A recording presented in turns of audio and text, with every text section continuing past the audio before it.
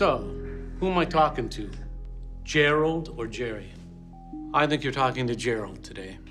Really? Yeah.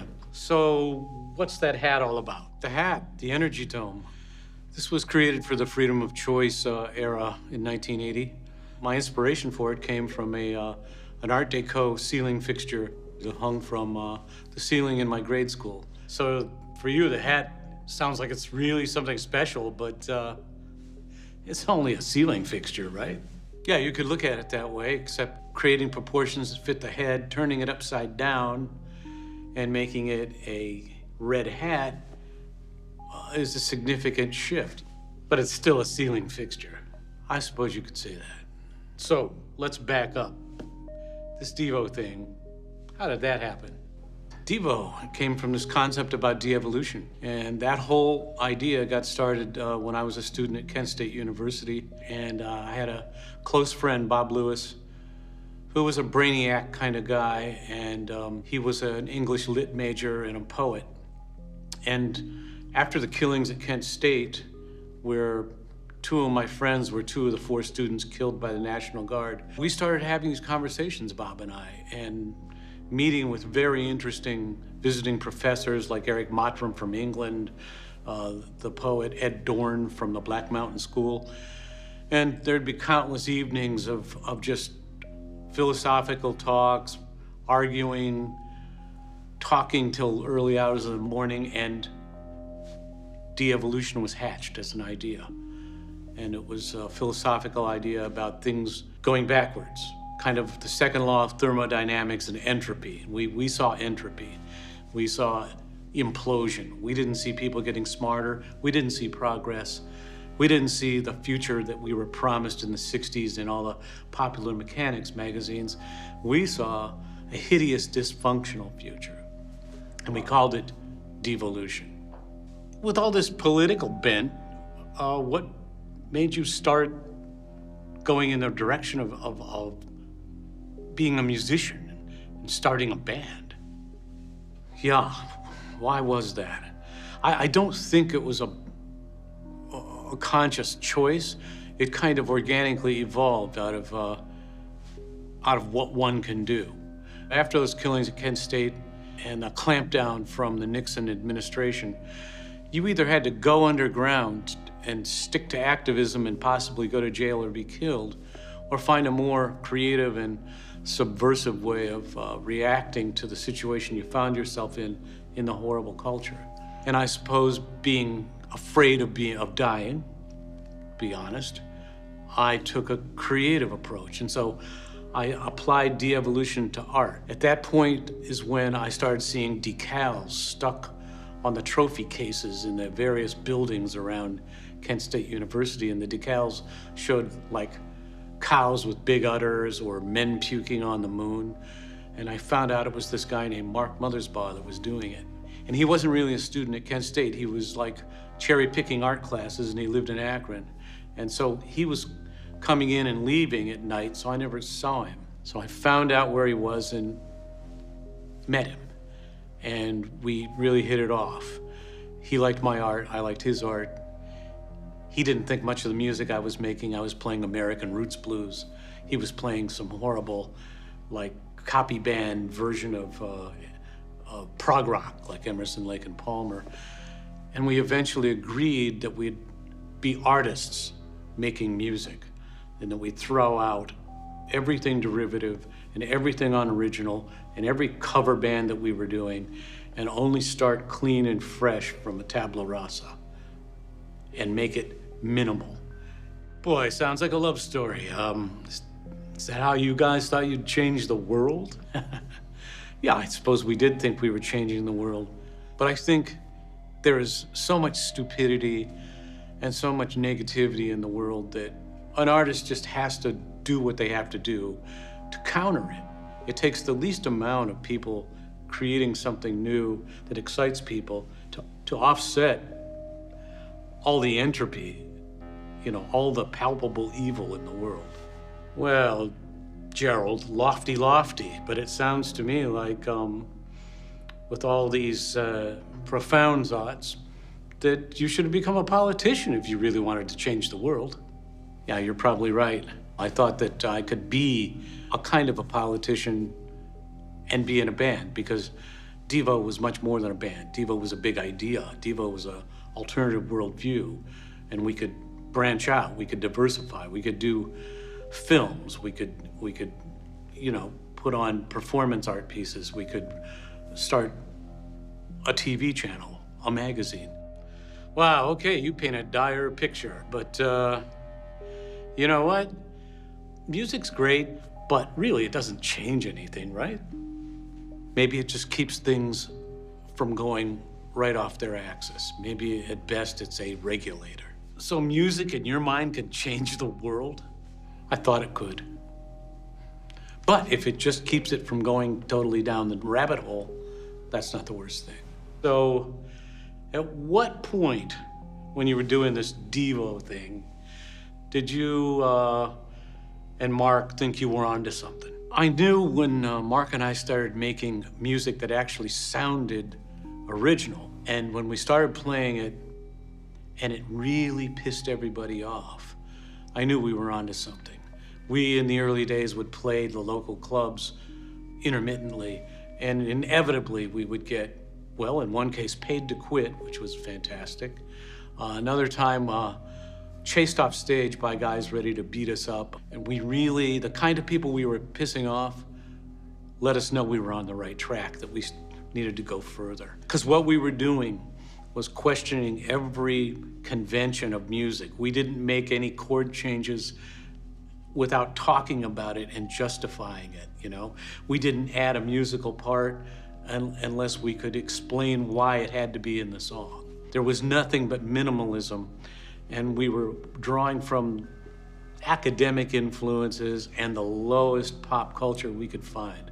We really got off on quack religious pamphlets, TV commercials, TV evangelists. We were drawing from all that. But of course, the other end of it was we were big proponents of the philosophy that came from the Bauhaus and the early 20th century Europeans, the Russian constructivists, the Italian futurists, and form follows function, and no design should be for itself or spurious. It had to be a reason. Did you and Mark like each other's music? Well, the music we made together, we liked. We were on the same page. It was an art collective. The other band members contributed. We all understood where we were going with this. We all believed in it.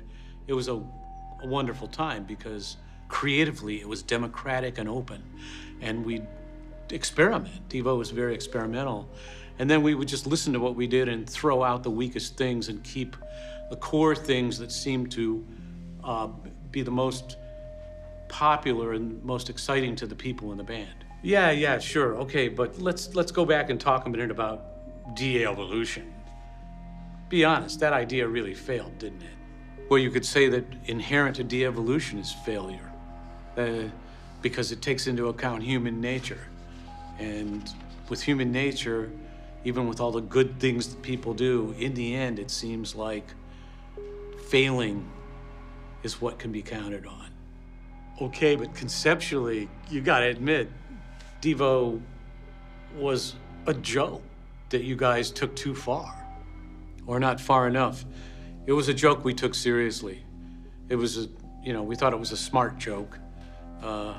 We thought it explained the state of the world as well as evolution or creationism.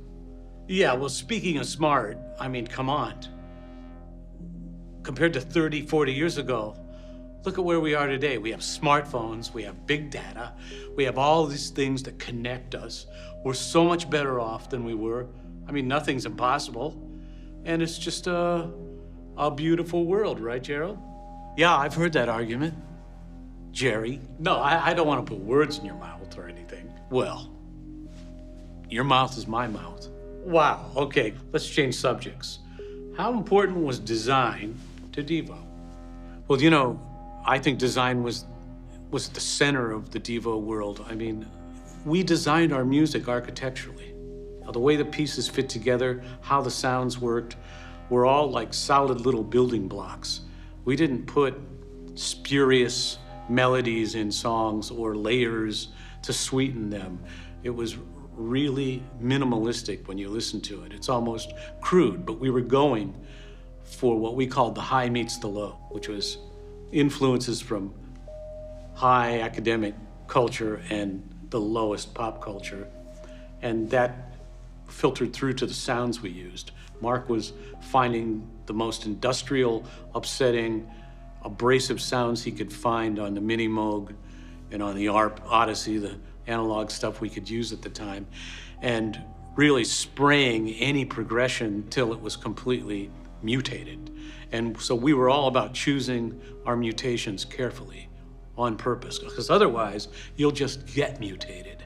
Has the process by which you make this Devo music changed over the years? You know, our process of writing music did, of course, change. It's impossible not to be affected by technology and the tools that people are using. But it changed, in my view, in my mind, for the worse, because what started out as a democratic experimental process turned very autocratic, and the machines, the computers, the sequencer lines, they weren't tools anymore. They were dictating what we were doing. And Mark wanted it that way, and I didn't. Okay, so you didn't. Well, what can a musician learn from the world of design? They can learn about mathematics and order, which, of course, is behind all great music. If it's so mathematical, are you trying to tell the world right now that you're a mathematical genius now, Gerald? No, I wouldn't do that. But I understand repetition. That's why one of the Devo rules was we must repeat. Well, one of the things we do know, both of us, is that Devo had some success as a one-hit wonder. I've heard that.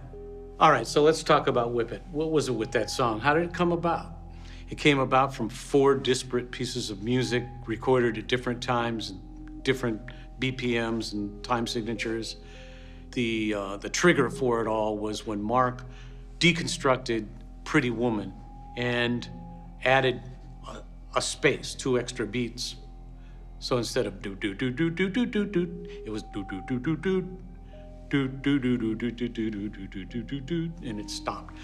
And I loved that, and I just became obsessed with it, and put 4 pieces of music together into one composition with 1 beat that Alan Myers created, our drummer, and then wrote the Whip It lyrics based on a Thomas Pynchon book I was reading, Gravity's Rainbow, where there's a bunch of parodies of American can-do, there's nobody else like you, Horatio Alger, you're number one, kind of limericks that he wrote. And I thought, I want to do one of those. So Whip It was my attempt at that. But of course, the only reason it was a hit is all the radio DJs thought it was about masturbation and S&M sex. Well, was it? Of course. I found out what happened when I would try to set them straight. The DJs would become so disappointed, and the radio programmers would go, oh, this guy, we don't want to hear that stuff, intellectual stuff. So that's why I made the Whip It video according to the expectations of people that ran radio. That's when it truly became about S&M, because Mark whips the clothes off of a woman in the corral of a Western setting while the cowboys cheer him on, and the band plays in the corral on top of hay bales. Wow, well, why am I not surprised? I mean, here you go. This failed de-evolution concept, and then a song that's actually taken from a part of another hit song, and a video that gives them exactly what they want. Come on, now people are rewarded for that kind of appropriation.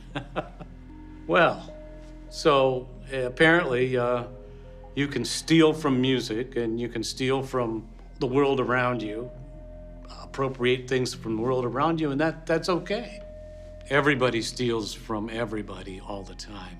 It depends on what you transform it into. I mean, could Whip It be on TV today?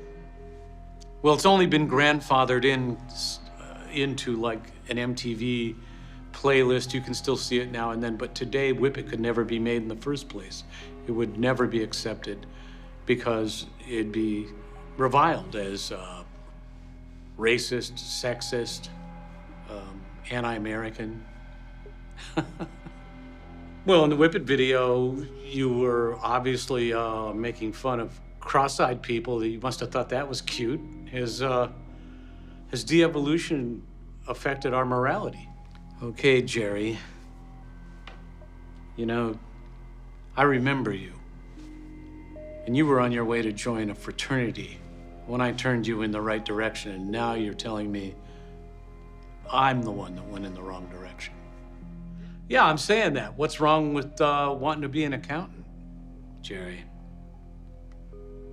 Without accountants, the world wouldn't work, that's for sure. Get the money, don't forget to get the money. Remember that? Of course I remember that. Without it, it'd be chaos. Chaos, yeah. Yeah. I would argue that accounting and design connected is all about order. And that is what the world needs. Yeah, what the world needs now is love, sweet love. Well, dream on, Gerald. Yeah, well, that would excite me too. Would you be excited if there was a baby Devo band coming up? Yes. I could see in about 15 years a band of children that were products of the Zika virus becoming a Devo cover band. Okay, we'll let that last one go. With everything you're telling me, I think it's time for you to get in line and become a nice person. Okay, Jerry, whatever you say. You know, you can have those sick antisocial ideas, you know, when you're home alone. But let's face it, out there in the real world, we gotta work together, we gotta be together, and it's time for you to get on board. Make America great again? Right. Let's put it this way. I don't think the world wants Devo, this de-evolution stuff. They want the Kardashians. I think you're right, Jerry. Okay, Gerald, my friend, the Snapchat question. If Donald J. Trump had asked Devo to play at his inauguration, would you have accepted? Absolutely. It'd be the concert of a lifetime. Wow. So a subversive act or just a desperate attempt at the limelight? It'd be a feather in the cap. It'd be the proof of de-evolution. So, if there's 4 more years, will you be there? We will be there.